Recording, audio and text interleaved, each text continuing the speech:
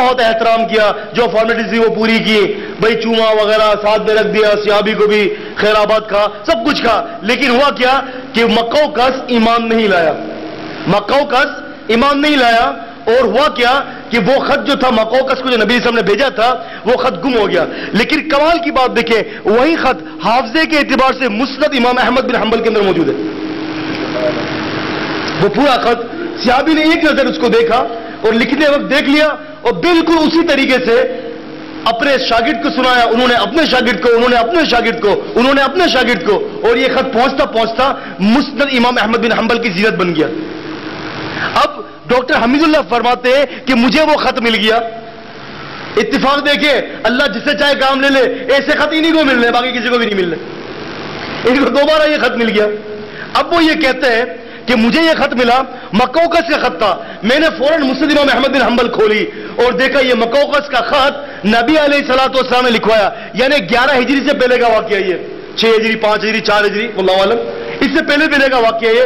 تو وہ خط جب انہوں نے کہا کہ مجھے ملا، اور وہ احادیث جو مسند امام احمد بن حنبل کے اندر موجود ہے مقوقس کے خط کی، کہتے ہیں کہ میں نے دونوں کو میچ کیا، ٹیلی کیا آپس میں، کہنے لگے کمال کی بات ہے کہ وہ خط جو نبی علیہ السلام کی زندگی میں لکھا گیا تھا اور اسی خط کو حافظے کے اعتبار سے 250 سال کے بعد پہنچایا گیا، ایک حرف کے اندر بھی فرق نہیں تھا، ایک حرف کے اندر.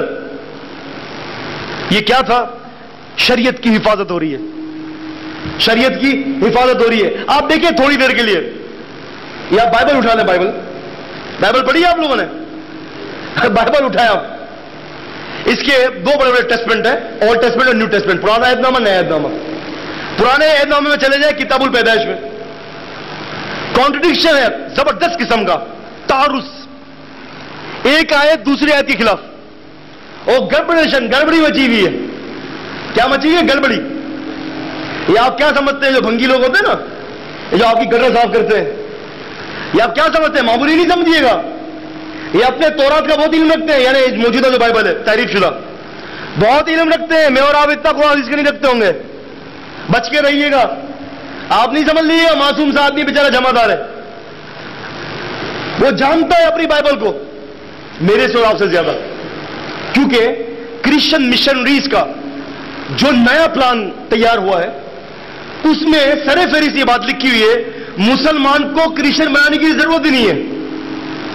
مسلمان کو کرسچن نہیں بنانا، بلکہ مسلمان کو حدیث کے اعتبار سے، ان کی کتب کے اعتبار سے اتنا شک پیدا کر دی جائے کہ مسلمان نہ رہے. انہوں نے کہا جب مسلمان نہیں رہے گا آٹومیٹکلی کرسچن ہو جائے گا، آٹومیٹکلی کرسچن ہو جائے گا. آپ دیکھیں منکرین حدیث ہمارے کراچی کے اندر بڑے بڑے ہیڈ آفس ہیں، ان کے 7 ڈے کے اوپر ہیڈ آفس ہے کرسچنوں کا. کیا کرتے ہیں یہ؟ سب سے پہلے آپ کے پاس آئیں گے، آپ کو بولیں گے دیکھو بھائی اللہ تعالیٰ نے قرآن اتارا، ہم کہیں گے اتارا. قرآن اللہ تعالیٰ نے اتارنا، انہیں کہتے ہیں حدیث تو نہیں اتاری نا، اسی لیے حدیث میں ضعیف بھی ہے، صحیح بھی ہے، موضوع بھی ہے، اور حدیث عقل کے خلاف بھی ہے، حدیث نقل کے خلاف بھی ہے، قرآن مجید کے بھی خلاف ہے. حدیث کے اندر لکھا ہوا ہے نبی علیہ السلام نے اونٹنی کی پیشاب پلائے، جانتے ہیں آپ؟ حدیث میں لکھا ہوا ہے. عام آدمی کہے گا بالکل صحیح بخاری کے اندر لکھا ہوا ہے. جواب اس کا انشاءاللہ میں اس کا بھی نہیں دوں گا، بخاری کے دفاع ہے، اس کا میڈیکلی سائنس سے انشاءاللہ تعالیٰ پورا جواب ہے. تشریف لائیں گے آپ انشاءاللہ مغرب کے درس میں، آصف بھائی اعلان کریں گے کہاں ہوگا درس. تو اس کے بارے میں کہتے ہیں کہ دیکھا نبی علیہ السلام اونٹنی کی پیشاب پلائی. پھر آپ میں اور ہندو میں فرق کیا رہا؟ ایک عام مسلمان بولے گا بالکل ہم میں اور ہندو میں فرق کیا ہے؟ ٹھیک ہے توبہ بالکل حدیث کچھ بھی نہیں ہے. آپ کو پسلایا، آپ کو آپ کے رستے سے ہٹا دیا، آپ کو آپ ہی کے نبی کے خلاف بہکا دیا، آپ کو آپ کے نبی کے خلاف بہکا دیا اور مجھے پتا ہی نہیں ہے. اب کیا ہوا؟ ابھی آپ کو قرآن سمجھائیں گے. وہ شخص نبی علیہ السلام کی بات کو نہیں سمجھنا چاہ رہا، جس پر قرآن اترا اس کی تشریح قابل قبول نہیں ہے.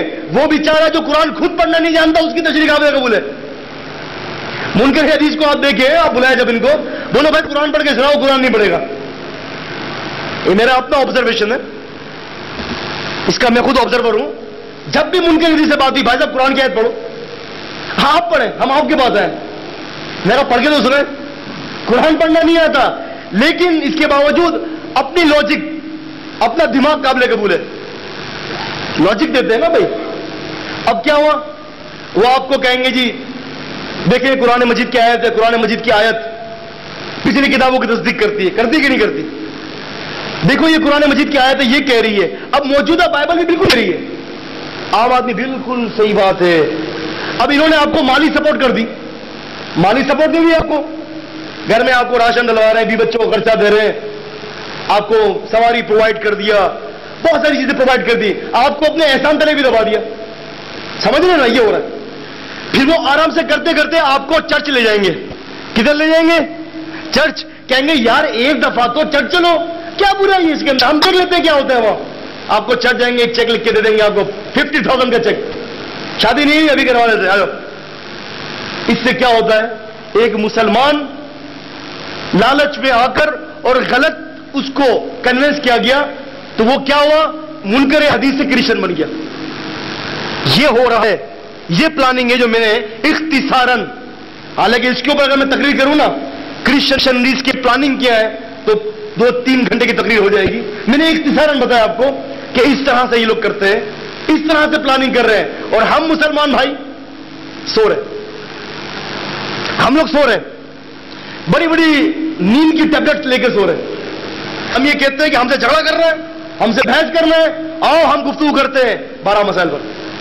نہیں کہنا ضروری نہیں ہے، بہت ضروری ہے 12 مسائل، لیکن موجودہ دور کے اندر ان 12 مسائل کے علاوہ بھی ہمیں قادیانیوں سے، ہمیں منکرین حدیث سے اور ہمیں کرسچن سے نمٹنا ہوگا، اور ہمیں اس کی تیاری کرنی پڑے گی. اس لیے کہ ہمارے ہی دلائل کو ہمارے خلاف استعمال کرتے ہیں، ہمارے ہی دلائل کو، ہماری براہین کو یہ لوگ ہمارے خلاف استعمال کرتے ہیں. تو لہذا صحابہ کے دور کے اندر احادیث کو حفظ کیا جا رہا تھا، اور یہی وجہ ہے کہ یہ عربوں کا جو ان کی جو میموری ہوا کرتی تھی وہ بہت اسٹرانگ ہوا کرتی تھی. دیکھیں امام بخاری رحمۃ اللہ علیہ، کتنی مثالیں دوں میں آپ کو. امام بخاری رحمہ اللہ کا حافظہ دیکھ لیں آپ، سیدنا ابو ہریرہ کا حافظہ دیکھیں آپ، امام ہشام کا حافظہ دیکھیں. تمام محدثین کے بارے میں میراث الجنان کے اندر صاحب میراث الجنان نے کئی واقعات نقل کیے. امام الذہبی رحمہ اللہ نے تذکرۃ الحفاظ میں کئی واقعات نقل کیے محدثین اور صحابہ کے حفظ کے. اسی لیے امام بخاری رحمت اللہ علیہ کی قبر سے آج تک مشک عنبر کی خوشبو آ رہی ہوگی، آتی ہے. ایک صاحب نے مجھ سے پوچھا کہ صحابہ کی تو قبروں سے مشک عنبر کی خوشبو آتی نہیں ہے، تو پھر امام بخاری رحمہ اللہ کی قبر کے اندر سے مشک عنبر کی خوشبو کیسے آتی ہے؟ میں نے ان سے کہا نبی علیہ الصلوۃ والسلام جب آتے تھے اور جاتے تھے تو جسم مبارک سے مشک عنبر سے زیادہ پاکیزہ خوشبو آتی تھی. صحابیات نبی علیہ السلام کا مبارک پسینہ جمع کر لیا کرتی تھی، شمائل ترمذی کے اندر موجود ہے، صحیح مسلم کے اندر موجود ہے، اور ان پسینوں کو جو ہے وہ بطور عطر استعمال کیا کرتی تھی، موجود ہے. یہ کس وجہ سے؟ یہ برکت تھی اس وحی کی جو نبی علیہ السلام پر اتاری گئی. یہ اس وحی کی برکت ہے، اس اعمال کی برکت ہے جو اللہ کے رسول صلی اللہ علیہ وسلم کر امت کو دکھا رہے ہیں. امام بخاری رحمہ اللہ نے اللہ تعالیٰ ان کی قبر کو منور فرمائے، اللہ ان سے راضی ہو. انہوں نے کیا عمل کیا؟ انہوں نے اسی نبی صلی اللہ علیہ وسلم کی حدیثوں کو اپنے سینوں میں محفوظ کیا اور من اور عن امت تک پہنچایا. اللہ پاک نے یہ کرم کر دیا امام بخاری پر کہ جس نبی کے پسینے سے خوشبو آتی تھی اللہ نے کہا اسی نبی کی حدیث پر قربان ہونے والے کی قبر سے مشک عنبر کی خوشبو کو جاری کر دیا. یہ اللہ کا کرم. پھر مجھ سے پوچھتے ہیں صحابی کے جسم سے کائے کو خوشبو نہیں آ رہی؟ میں نے کہا صحابی کو ضرورت ہی نہیں ہے، رضی اللہ عنہم ورضوا عنہ، ان کو ضرورت نہیں ہے. یہ تو اللہ دکھا رہا ہے امام بخاری کے بارے میں. دیکھ لو کہ حدیث کی حفاظت کرنے والے کے ساتھ یہ ہوتا ہے. کچھ صحابہ کرام حدیثوں کو لکھا کرتے تھے، کئی صحابہ کرام تھے.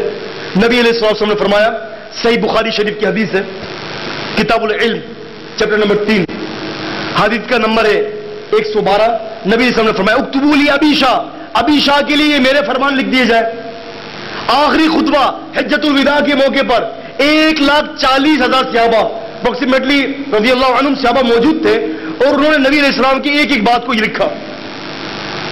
نبی علیہ الصلوۃ والسلام کی حدیث سنن ابی داؤد جلد نمبر 1 کتاب العلم حدیث کے نمبر 250